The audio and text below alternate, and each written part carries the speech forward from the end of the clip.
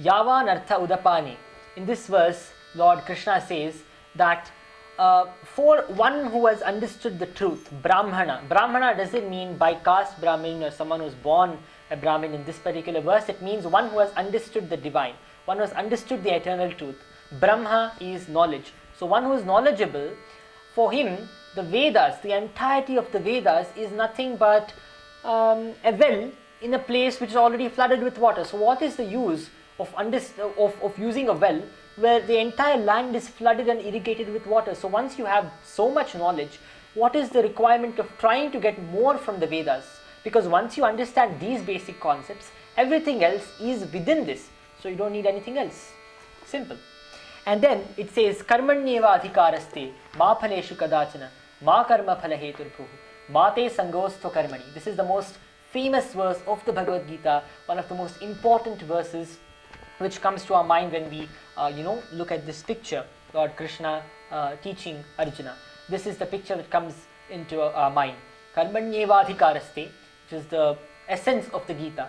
Karmani eva adhikaraste. You have your duty is only to carry out your duties. That is it. Your authority ends at your at the point when you carry out your duties. You have to carry out your duties. That is it. You don't need to worry about the your objective should be only to carry out your dharma, and it should not be the fruits of your activities, which is, for example, suppose here is a politician who is here to do his duty as a Kshatriya. He is supposed to protect the people, to give good things to the people. This is his duty, to establish dharma in the place and to ensure dharma is being followed everywhere, and to ensure proper punishment and reward for people who are following dharma and punishment for people who are following adharma. So that is the duty of a good politician. So suppose the politician has external motives. For example, I want to reach this state of power. The moment the motive is to get the fruit, the entire subject is changed. The person becomes contaminated by material nature the moment the motive changes. So the motive is super important here.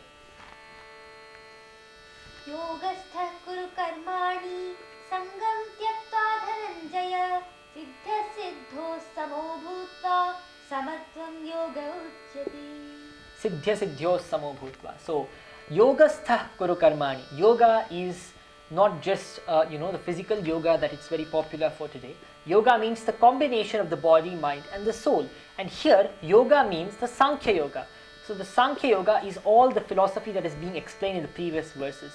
So remain in the understanding of the Sankhya yoga, remain devoted as per the Bhakti yoga. Be devoted always, because without devotion the Sankhya yoga is just an understanding. It is just another way of looking at things. It's just one of the perspectives. It does not get translated into action. So for it to get translated into action, you need to have bhakti or devotion, which comes in the Bhagavad Gita as a separate chapter, the Bhakti Yoga. But the Sankhya Yoga is the understanding. Bhakti Yoga is devotion. So devotion is extremely necessary. So be in understanding. Yogastha kuru karmani. Do your work while remaining in the understanding of why you are doing the work. Why am I doing this today? Know that before doing the work, is what Lord Krishna says. Durena hyavaram karma buddhi yoga dhananjaya buddhau sharanamandiccha kripada phalahetavah. So, Lord Krishna says, surrender to the understanding. Take refuge in the understanding of your actions, not in the fruit of your actions. Take just refuge in the understanding of why you are doing a particular action, and automatically the understanding in the sense not our own different types of understandings, which are again based on the basic precepts of pleasure and pain, but the understanding in the Bhagavad Gita, which is dharma and which is performance of duty. So understand that you are performing this activity because you are supposed to perform it as per dharma, being a righteous person in your particular duty. That is why you are performing this, not for the fruit. So those who perform activities for the sake of the fruits are kripanas or misers. So kripanaha or misers are despicable people.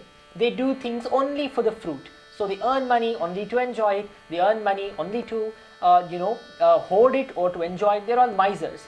So those who do it for the fruits are misers, and those who do it for dharma, that is to do something good, and to follow the dharma that is laid down for them, which was also there in other shastras as well as in the Bhagavad Gita, which can be explained later as well. That dharma must be followed. बुद्धियुक्तो जहातीह उभे सुकृत दुष्कृते तस्माद् योगाय युज्यस्व योगः कर्मसु कौशलम्. Yoga karmasu kaushalam. So, yoga is the proper understanding which helps you do your activities skillfully. So, here Lord Krishna tells Arjuna to transcend above good deeds and bad deeds. Duty is duty. Good deeds and bad deeds come next, but duty is duty. So, dharma is based on good deeds automatically. So, there is no need to do a detailed, thinking, a detailed worry about, good deed and bad deed, because automatically when you follow dharma, you will always be doing that which is right. कर्मजं बुद्धियुक्ता हि फलं त्यक्त्वा मनीषिणः जन्मबन्धविनिर्मुक्ताः पदं गच्छन्त्यनामयम्. Again, Lord Krishna, just explains the great benefits of understanding. Just understanding the concepts that are explained here will liberate you from the bondage of birth and death. यदा ते मोहकलिलं बुद्धिर्व्यतितरिष्यति तदा गन्तासि निर्वेदं श्रोतव्यस्य श्रुतस्य च. So, when you cross this delusion, this quagmire of delusion which is forcing you to believe different things about this world, when you just cross this and when you get the right understanding, automatically you'll be freed from all of these bondages, different types of bondages, this eternal cycle of bondage. श्रुतिविप्रतिपन्ना ते यदा स्थास्यति निश्चला समाधावचला बुद्धिः तदा योगमवाप्स्यसि. Shruti Vipratipannate. For example, Shruti is the Veda. So the Vedas are total, they are complete, they are pure, they are blameless. But it actually matters how we interpret the Vedas, because our intellects are not as strong to be able to interpret the Vedas correctly. So Lord Krishna says, now your mind is bewildered by the scriptures. Instead of being guided in the right direction by the scriptures, it has become bewildered, because scriptures say, do not attack your preceptors, do not harm your preceptors, do not harm your parents, do not harm, etc., etc. But what if your duty is to establish dharma and all these people come against you, all these relatives, all these brothers, all these cousins, they all come against you, they all come against dharma, not just against you, but against dharma. But your duty as a Kshatriya is to establish dharma. Here comes a moral dilemma. How to solve the moral dilemma? Just follow your duty. So, despite them being your relatives, your blood relatives and all of that, the most important things which supersedes the influence of everything else is your duty. So, just perform. Arjun उवाच स्थितप्रज्ञस्य का भाषा समाधिस्थस्य केशव स्थितधीः किं प्रभाषेत किमासीत व्रजेत किम्. Now speaking again after a long time, this time in a better state of mind, Arjuna says, Sthita prajnasya ka bhasha. He comes to a form of understanding because he has heard from the Lord himself, and hence he asks, now how does a person who is situated in the state that you have mentioned behave? So he is called Sthita Prajna, one whose consciousness is situated in a steadfast and resolute manner, one whose conscience is very strong, who is able to determine what to do at what time, who is able to determine the right things from wrong, the one who has the proper understanding. Those who do not have proper understanding, despite having intellect, they will go on and go on with different kinds of logic. They'll never come to the truth. But those who have the understanding in the form of the Sankhya Yoga and the devotion that helps them go ahead are called Sthita Prajnas, one whose consciousness and conscience is situated properly. Sthita Prajnasya ka bhasha. What is his language? So what are the attributes of this person who is situated in pure understanding?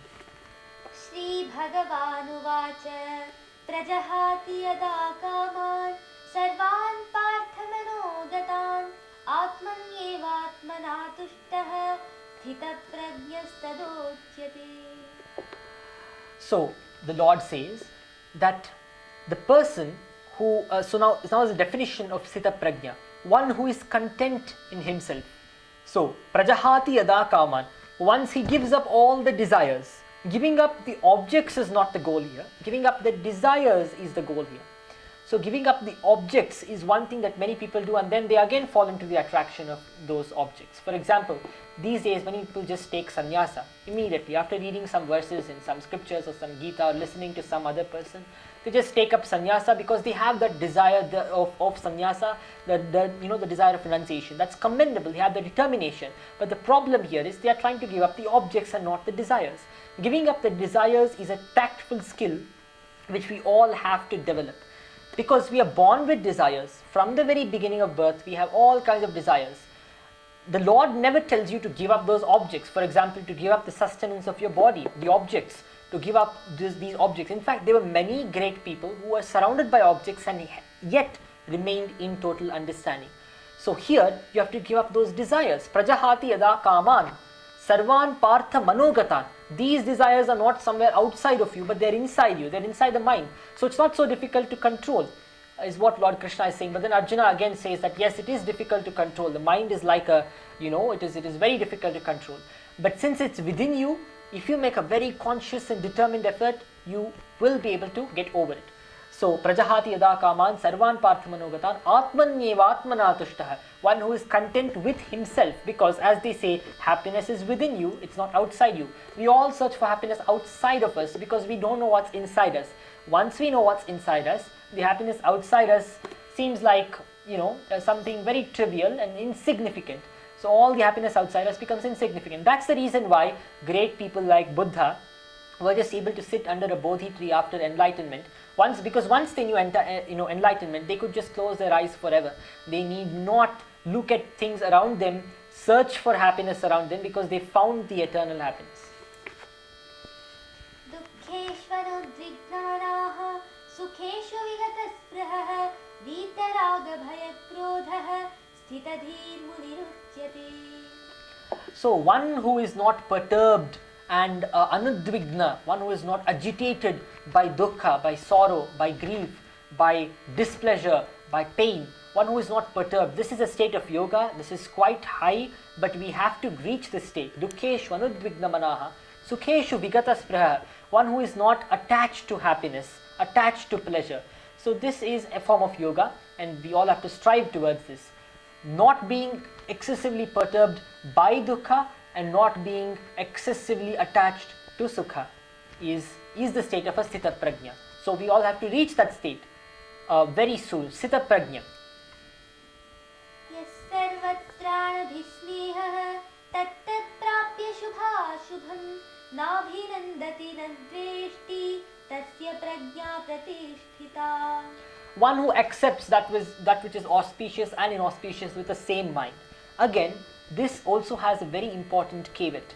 That is, just because the Lord is telling you to accept auspiciousness and inauspiciousness with the same mind, doesn't mean you do it with the same action. Because based on dharma, sometimes you have to eschew inauspicious things and you have to absorb auspicious things. For example, a king has to bring auspicious things for his citizens. Just because he's supposed to look at auspiciousness and inauspiciousness with the same mind doesn't mean he brings upon inauspiciousness upon his citizens, or a householder upon his family members. Just because he's supposed to look at Shubha and Ashubha in the same way doesn't mean he brings Ashubha here.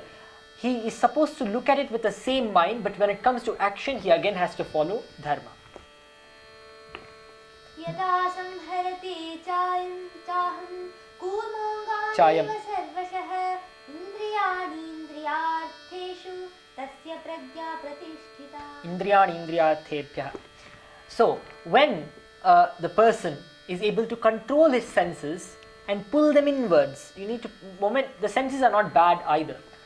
They also can serve a dual purpose, which means you just pull them inward and then they will automatically not cause any disturbance to your spiritual advancement. Just pull them inward. You use them for your meditation and pull them inward. So just like a tortoise, once it gets, in case it is activated, its fear is activated, it will just pull all of its limbs inside. In the same way that a tortoise pulls it in, you pull your senses in. In fact, there is also a type of meditation that is based on this tortoise like pulling the senses inward. and that is practiced by many people, and many people will be successful if they do this kind of meditation. But there are ways to reach this state in other ways too, like devotion, for example, is very easy. Just being devoted to the Lord, performing a particular divine routine which is based on worshipping the Lord, which is based on involving divinity in every aspect of your life, will automatically bring you to this state eventually and easily, and in fact very fast. But there are the other ways also of doing this. For example, just studying the scriptures in a detailed way, doing meditation, and there are several ways, but devotion is by far the easiest way and can be explained in the next few verses, the next few chapters. विषया विनिवर्तन्ते निराहारस्य देहिनः रसवर्जं रसोऽप्यस्य सोऽमृतत्वाय रसवर्जं रसोऽप्यस्य परं दृष्ट्वा निवर्तते. So, here is a very important verse. Some people just think that abstaining from these sense objects will result in emancipation. That's not the case. That is explained by this verse. If you abstain from a sense object, eventually the sense object will stop attracting you. However, the sense object will not come before you, but your attraction that is there within you will still be there unless you experience the truth. Once you experience that truth, everything else will seem trivial for you. So in order to experience that divine bliss, because as even modern psychologists say, you can't take something away without filling it with something else, otherwise a void is created. So some people think that they can take things away and automatically everything will be over. So if you take material, everything that material away from your life, like for example, people think going away to the forest will automatically give them moksha. But once they go away to the forest, they are, not attached to many of the material things. That is in fact a very good way. But not being attached to material things does not mean that you are emancipated from, attraction itself. Attraction will again come into picture, because that's the nature of attraction. Unless you fill yourself with that bliss, unless you know about that bliss. But the caveat here is that you have to know about that bliss in order so you have to start quitting your desires one by one, the unnecessary ones, slowly and steadily, in the form of devotion, and that's the only way for us to reach this ultimate state.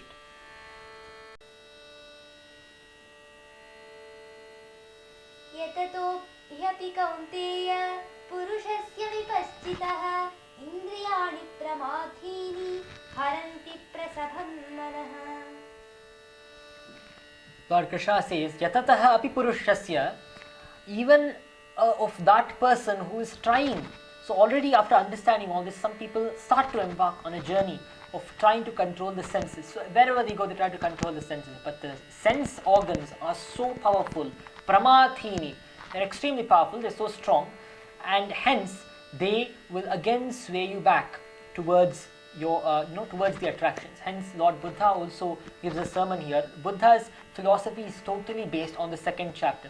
Buddhism is not some kind of religion that is alien to Sanatana Dharma. It's based on the Vedas, based on the Vedanta, and hence some people think it is different from the Vedanta. It's the same thing, only in certain places it is different, but the philosophy is the same. So even Lord Buddha says that if you want to follow the divine path, then you will have to have others around you who are also following the divine path, so that these strong senses can be controlled, as you have someone else to lean upon for support, and to support someone else who is in danger of falling back to their old ways as well. So Lord Krishna also says, Indriyani pramathini haranti prasabham manaha. They just grab the mind and pull it back. The mind is not that which is running everywhere. We sometimes think our mind is the problem. Mind is not the problem, it's the sense organs, the nervous system that's connected with them, that experiences pain and pleasure constantly. And if you try medical ways in order to counter this and change the concept of pain and pleasure, that will turn into another disease. For example, already there are many problems that are associated with depression and all of that. So depression is not the solution to these problems. Being depressed is not going to help you escape from the cycle of pain and pleasure, because when you're depressed, you don't feel like enjoying certain things. That doesn't mean you will get moksha. Depression is also a form of a negative condition itself. Hence, you need to be more happier than material pleasure itself.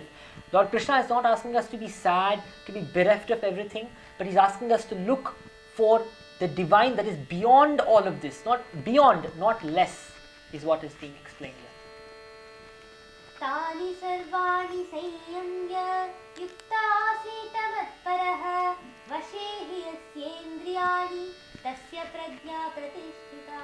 But to go beyond, you will need to first control your senses. Thus, Lord Krishna says, in order to reach that, you restrain your senses. Tani sarvani sanyamya yukta asita matparaha vashehi yasyendriyani tasya prajna pratishtita. One who is able to control all his senses. Some people actually find it very difficult to control their senses. But once you control your senses by the different methods that have been given in the Bhagavad Gita, once these senses are under your control, you will eventually be able to find that which is beyond, for which the great sages, many sages took many years. Some people take a very short time to do it, some people take many years. Some sages took 100 years in order to find that. They were just searching for that. They were not trying to discover something new in the material world, but they're trying to discover the end of all of this suffering. That is what even Buddha did. He was trying to discover the end of suffering, and he's the perfect example to what Lord Krishna is saying here. Since he's just another avatara of Lord Vishnu, he was actually showing us the actual action from the Gita was being shown by Lord Buddha. He was able to reach that state immediately. ध्यायतो विषयान् पुंसः सङ्गस्तेषूपजायते सङ्गात् सञ्जायते कामः कामात् क्रोधोऽभिजायते. Dhyayato Vishayan Pumsaha. So instead of meditating on the Supreme, if we start meditating on material objects, then something else happens. A material cycle begins there. So suppose you want some material object, you keep on meditating on that material, which is what we do 24 hours a day. We meditate on material objects. Either we're sleeping or when we get up, we meditate on material objects. Morning to evening, it's about food or some kind of addiction or something. We keep on meditating on our material objects, power, our position, our jobs, our vehicles, our properties, our wealth. So meditation on material objects is nearly occupying the entire day for us mortals. So when we meditate on material objects, dhyayato vishayan pumsaha sangasteshu pajayate, attachment is developed for them. Sangat sanjayate kamaha, then you have the desire. Once attachment comes in, you have desire. You want to have that. Sangat sanjayate kamaha, kamat krodho bhijayate. Why krodha suddenly? Anger? Because suppose you do not get it, because you're not going to get everything in this material world. Everything in the material world is not meant for everyone. Only certain people get it based on their karma. So if you want to have something very expensive, only if that is in your karma, you get it. So 90% of people will end up not having that particular thing. Or even if they have that, their greed will propel them to searching for more. So eventually, no one can have everything. So based on this material law, that no one can have everything, there will be anger, there will be frustration.